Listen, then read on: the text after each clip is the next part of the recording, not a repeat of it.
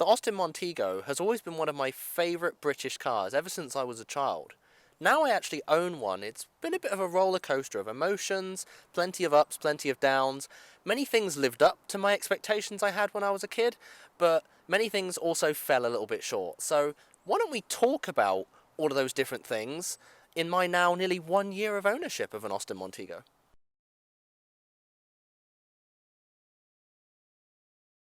This won't come as a surprise to people who have owned an Austin Montego or Maestro before, but the stepper motor Autochoke system is extremely annoying and cannot easily be diagnosed without the fast check system. From what I read, when the stepper motor system works, it can be quite reliable and accurate. It can make many small micro adjustments to the carburetor in a matter of seconds that we could never replicate by hand. But it relies on perfect signals coming from the carburetor, its vacuum diaphragm, various sensors, and that the electronic fuel control unit and the stepper motor itself is in good condition. Any of these items disagree, the device is virtually useless and causes more trouble than good. As all of this system is now approaching 40 years old, it has no hope of maintaining accurate fuel and air mixture, or at least mine doesn't seem to. I even rebuilt the seals inside the stepper motor and set the carburetor to factory settings, but it would keep overfueling every single time the car got warm, so I fitted a manual choke. It's a fiddly job, but it made the car a lot more livable. As a result, I also had to raise the idle speed to compensate for the drops in RPM under heavy electrical load from the alternator.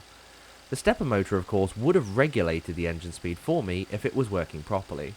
I have, however, kept the stepper motor unit in the hopes that one day I may understand it better and may be able to fix it properly. But for now, I am happy with the manual choke, especially as the previous owners had already converted this car in the first place. I need to give this segment a little bit of context. So the car arrived to me with a manual choke, but I still had Clifford's stepper motor, and at the time Clifford's engine wasn't working, so I never really got to play with it. So I thought I'd fit it to Noah and see what happens. Of course, we now know that didn't really work out, but I wanted to try it anyway, just in case. So I ended up refitting a manual choke, although I did have to use a different choke cable because I think the original broke. This whole carburetor complexity just felt like a solution looking for a problem. I get the concept. Austin Rover wanted to make starting and driving this car seamless at all times, and make all of those contemporary cars with manual choke feel very outdated and cumbersome. But instead, it was just a costly, complicated solution looking to solve an inexpensive and minor problem.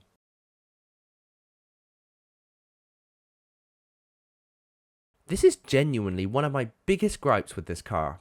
The engine would be so much better if it was a crossflow design. In simple terms, crossflow means the intake and exhaust manifolds are on opposite sides. The intake manifold is so close to the exhaust manifold with very little shielding packed into a very tight space. While it is water-cooled, it basically does very little to help. Fuel evaporation is a very significant problem for these cars, and I experienced it badly in hot weather. This car was almost unusable in the summer because of it. I constantly found myself fiddling with the settings to get it right, and ended up running it extremely rich to compensate, or it wouldn't even start when it was hot due to the fuel boiling inside the float bowl. This was with a carburetor I'd already rebuilt, by the way. The one that came with the car was a complete mess and it barely ran right at all. It had almost no low-end power with frequent spluttering. It's also worth mentioning I found this car to be extremely sensitive with the fuel pumps it would work with. I'd actually purchased a new old stock Austin Rover fuel pump that looks like this, but I couldn't manage to get the pump to work properly with this car. It was acting as if the camshaft just wasn't pressing it hard enough. However, the design that is currently on there seems to work much better and produces much more pressure. I can't help but think if Austin Rover had designed the S-Series to be cross-flow, or maybe just did a better job of isolating the heat, this could have been a genuinely legendary engine.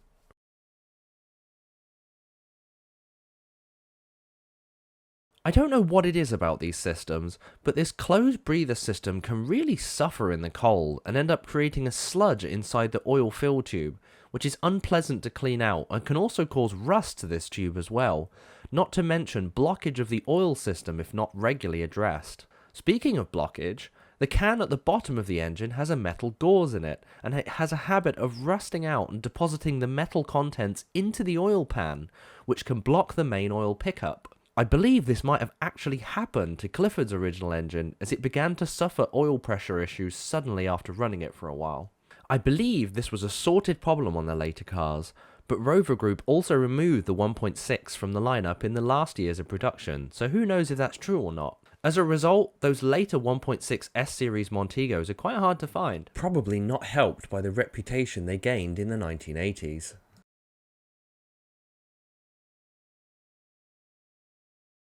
Now, it's not the cluster itself I have an issue with, it's the way that it works. Most of the cars of that time, and even afterwards, used the temperature gauge as a sort of ohm meter, and the temperature sensor was a thermal resistor, also known as a thermistor. The resistance value changed based on the temperature of the engine. Simple and effective.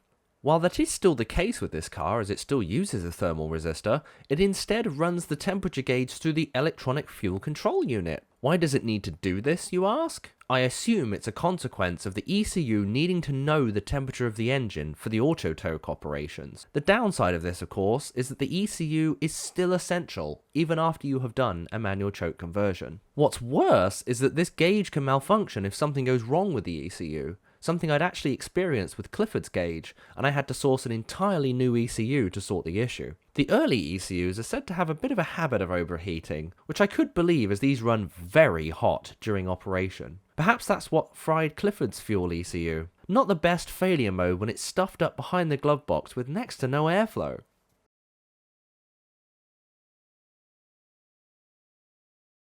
Let's start with the linkage. What were they thinking with this?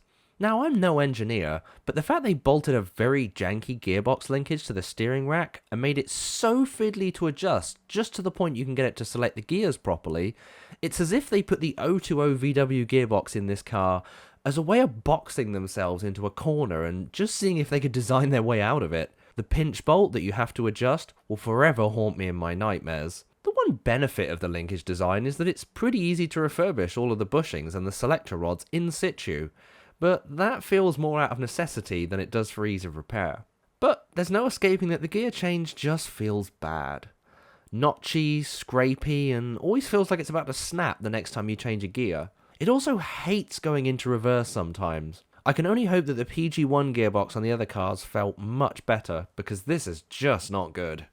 The one bonus, however, is that the parts should be easy to come by, and it seems it would be identical, at least internally, to the standard 020 gearbox used on countless popular Volkswagen cars. Then there's the clutch, a major downside to that VW DNA in my opinion. I am personally not a fan of the design used on these cars, but it essentially mimics what VW cars of that era used. Too many critical components are sacrificial in this design, like the flywheel and the reluctor disc. I dislike that from a servicing and reliability perspective. Apparently these cars did sometimes eat clutches, and I can see why from this design. The only benefit I can find so far is that the release bearing is at the end of the gearbox, so it can be changed in situ, without taking the gearbox off the car.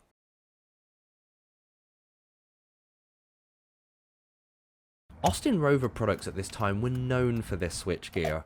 It was on various vehicles, not just the Montego. But nevertheless, they're here and I can't ignore my complaints with them. Flimsy, cheap plastic stalks with an incredibly vague feel.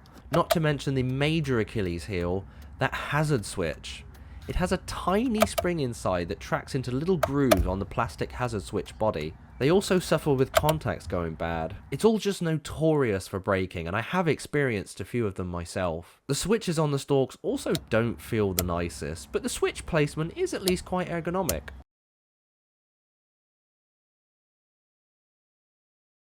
This is just silly. Two surfaces mated together by simple O-rings and thin steel pipes that always like to rot out, and then leak hot coolant into the passenger footwell. It looks like something that could be easily removed in situ, but it isn't. While it can be done that way with great difficulty, the easiest way by far is to remove the entire dashboard, which thankfully is very straightforward but not exactly user-friendly.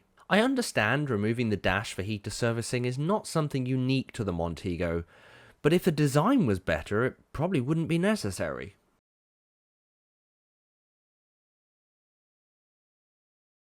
Despite many complaints I hear about how these cars are styled, I think they're gorgeous in all forms. But the saloon, despite even the design team themselves not being best pleased, came out as my personal favourite. I just love the controversial scallop that runs from the front to the back. All of the lights look as if they're designed to follow these contours. It just screams 1980s computer design, yet the car still has that air of class about it. I also love the black trim that flanks all of the bodywork. It does a nice job of giving contrast and just breaking everything up a little bit. The chrome door handles on the HL are especially lovely. They really do lift the look up over the basic looking L estate that I own. They also feel a lot better. The front of the Montego is just the most iconic part for me. I adore that original Austin grille and the way the front follows the contour lines in a curvaceous yet positively angular fashion. The way the wipers part with the body line to allow for minimal aerodynamic drag. It really looks like the Austin Rover design team really thought to themselves, how can we make a car that not only looks nice, but has as little wind resistance as possible? I like it. It's a stunning design to me. I also like the back, even though you can tell that things are starting to look a little bit more afterthought back here. It's as if the front was where most of the love was put for maximum showroom appeal, but enthusiasm began to run out a little bit when it came to the back. Now don't get me wrong, there's plenty of stuff to love back here, like the awesome ribbed lights, the upward firing number plate lights that light the plate up like a classy hotel, and the general body shape. But when you get to the back windows, it all starts to look a bit awkward. I can't help thinking the back windows should have just been a little bit lower to help follow the lines from the side doors. It's also worth mentioning that the rear window on the Saloon Montego went through many iterations during the design phase, so this design choice probably reflects that to some degree. Clearly the engineers agreed with me as they corrected this with the estate, and it won a Design Council Award, so well done Austin Rover. But the maturing of the estate design shows decent growth within the team once they were able to negotiate a proper time frame to get things ironed out. They clearly agreed, as it was generally better received both internally and by the public alike. Though it could also be argued that the maturity of this design also led to some of the character being removed from the car, but that's purely subjective. That's pretty much the only styling cue of the Saloon that does leave me a little bit cold. Everything else seems pretty much perfect to me. Even the cool angular filler cap that follows the body flow lines. An engineer had a lot of fun designing these subtle things, I reckon. Speaking of styling, let's talk about the interior. I love the HL interior. The door card sculpting is simply stunning. Probably one of my favourite door card designs ever. From the flowing door handle and armrest assembly to the thoughtful up-firing speakers and soft textured velour, this door card looks to have been really designed up with maximum ergonomics and style. The contours flow really nicely into the dash, even if I think the gap between them could have been tightened up a little bit. I love these door cards so much. Top marks. Also, isn't the blue fun as well? Speaking of the dash, let's have a look at that. Again, the sculpting is perfect. The contour lines swoop in a curvy yet angular fashion to the edges of the doors. The whole car is just filled with angles, yet all of them have a soft curve to them.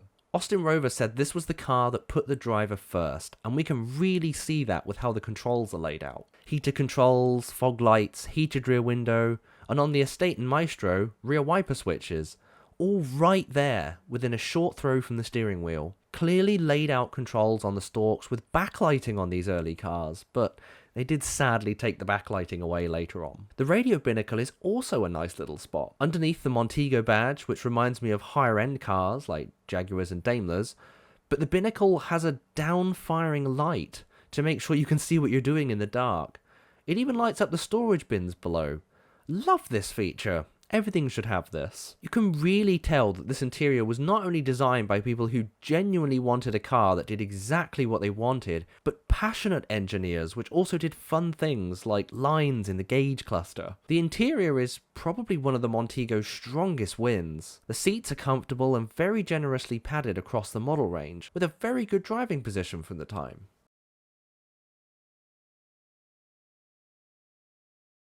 Now, I ripped into the 1.6S series in the beginning of the video, but despite its shortcomings, it does do some things really well. It's smooth, surprisingly nippy, and has really good low-end torque. It makes a very pleasant, raspy note that sounds very classic car, and has returned us as much as 40 miles per gallon at motorway speeds. It's also known to be fairly reliable if looked after. It's also a non-interference engine, so cam belts braking are not a death sentence.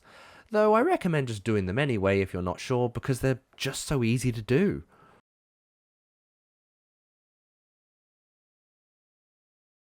Despite the fact there are clearly many letdowns that were mentioned prior, some parts of the Montego are built pretty well. The bodywork is made of quite thick and tough steel for a car of this class, with a satisfying and effortless door close. The general fit and finish, while clearly far from perfect, I think was surprisingly good for the era. The car had a lot of trim rattling when we first got it due to nuts falling off the back of the dashboard, trim, and plastic breaking from age, but once I'd repaired these problems, the car's pretty much silent, which just goes to show if they'd put a little bit more effort into assembly and reinforced some stuff a little bit more, this car could have probably gained quite a good reputation for the interior fit and finish, because honestly, these cars are quite good when you sort them out, especially for a nearly 40-year-old car as well. Even Clifford, my lower spec car with considerably more mileage and so much abuse, has held up shockingly well.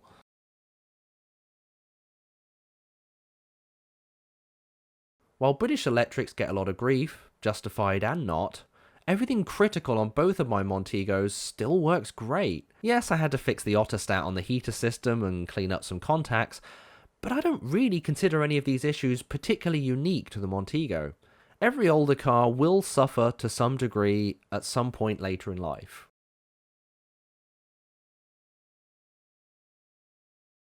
The suspension on this car is extremely supple for a car of this class. With full independent suspension, it soaks up those bumps really well. It cruises along almost with a waft, especially compared with those thickly padded seats. It was really a car designed to do long distance and as much comfort as possible.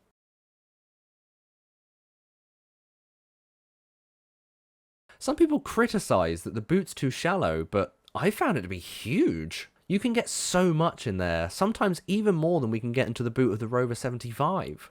There's something to be said about a square boot shape.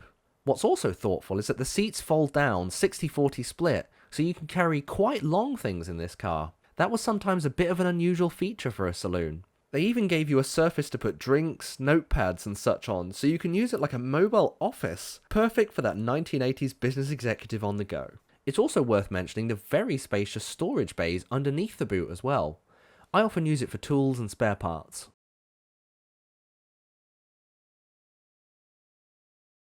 What's so special about the spare wheel? Well, nothing particularly remarkable about the wheel itself.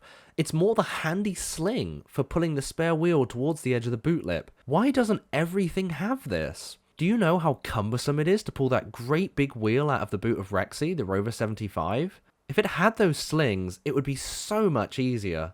This is such a good idea and it works really well.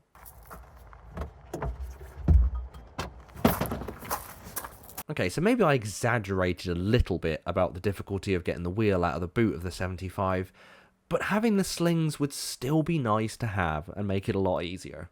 In summary, I like Montego, despite what Roy Axe might have thought about the car. I think Austin Rover did a pretty good job considering they were using the Maestro as the basic concept. I think the car ended up looking quite stylish and quite fresh, especially when you compare it to the much squarer look of the Maestro. Austin Rover really needed this car to succeed, but unfortunately it just fell short of the mark for reasons in and out of Austin Rover's control. And I think that's a shame because this car had the ingredients to be a real class beater, but unfortunately Austin Rover just didn't quite cook it properly. It's also really important to remember that every car had its problems. Nobody ever made a perfect, faultless car, and that's okay. What matters most is that we enjoy and evaluate these cars for what they are, and support the owner's missions to make sure these cars can be remembered for many years to come. If you want to learn more about the Montego, please check the link in the description to AR Online, who has not only some fantastic first-hand accounts, but also people that were there during the development story and launch of the car, so please check out those articles at AR Online. With that, I thank you for watching, and I hope to see you in a future video.